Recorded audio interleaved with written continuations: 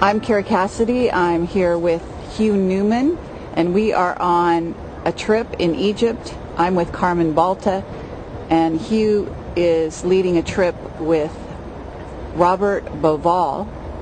And so we just happened to run into Hugh. He's joined us for the day, and I just thought I'd catch up with him and get into his work just a little bit. Well, my work is based upon Earth mysteries, especially to do with Earth grids and how the ancients were mapping ancient sites all around the planet.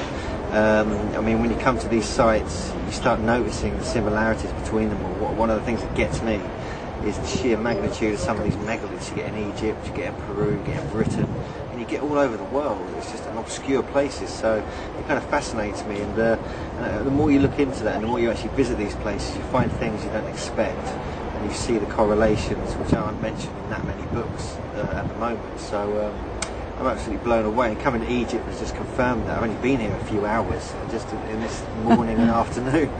I'm stunned. I'm absolutely, quite amazed at what I've seen here. So it just confirms it to me. There's an ancient, great civilization around the planet, and Egypt was the hub where it all began, I think. Have you studied the work, obviously, of Robert Bauval? Because you're co-hosting a trip with him, I understand, and you're also doing something down in Megalithomania with Michael Tellinger. So you've obviously been part of the circuit for a while, it sounds like. Yeah, I mean, we run a conference in England called Megalithomania every year for the last 5 years now. We get all the top authors and researchers from all over the planet, well-known authors such as Graham Hancock, Robert Bauval, also lesser-known people. And as you mentioned, Michael Tellinger came along and did a brilliant talk this year about his research in South Africa. And so, yeah, I'm quite aware of all the different research that's come out over the years, linking up all these great sites all around the planet. And so Robert Bauval's work I've been following for a decade now, so I really have got quite a good understanding of where he's at.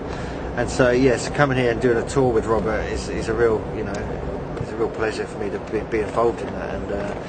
And we're really coming here from the megalithic perspective, really looking at it from that, looking at how the ancients were working with these great monuments.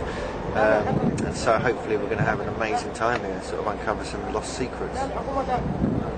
How did you get into this? Because I see from the little book that you gave me that you're investigating ley lines around the world. So I'm just curious, how did you get started? I really started with studying crop circles, funnily enough, and then that got me involved in the ancient landscape and how there were always ancient sites. And then I just got the Megalithomania bug, and that was it, about 10 years ago, and it really called me, and I realised, who actually are we? Who are our ancestors who built these places? Why aren't we told about it, with some truth? Because the academic world and the world of television doesn't give the answers we're all looking for. It's not just about the sites themselves, it's about our ancestors and our relatives, really, who built them. And so I got drawn into it through just the Earth mysteries.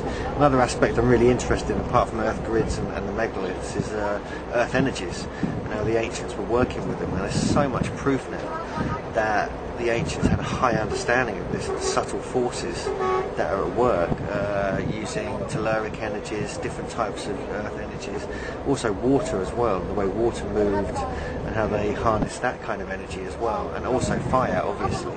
And I think that they used the four elements much more than we do now, where we just rely on electricity for everything. So there's a whole other world, an invisible world of energies to study there, and it's not just to do with what you see with megaliths.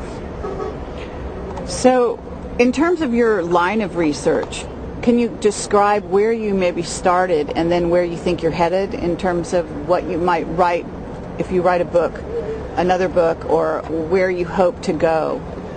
I think what I want to look at really is looking at all these different types of earth energies, using water and these different elements, and how that I believe they were using it as for fertility purposes, but also for consciousness purposes. And this is something that John Burke and others have looked at over the years.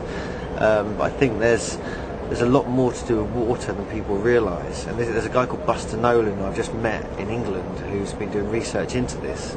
And he's introduced me to the work of Victor Schauberger. And when you start looking at that and then looking at ancient sites again, you realise there's a connection there.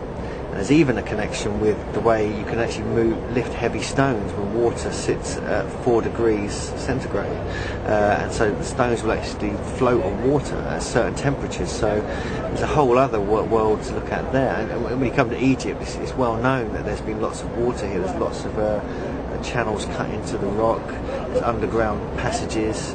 There's even a theory that goes way back, that's actually been properly documented, that they use water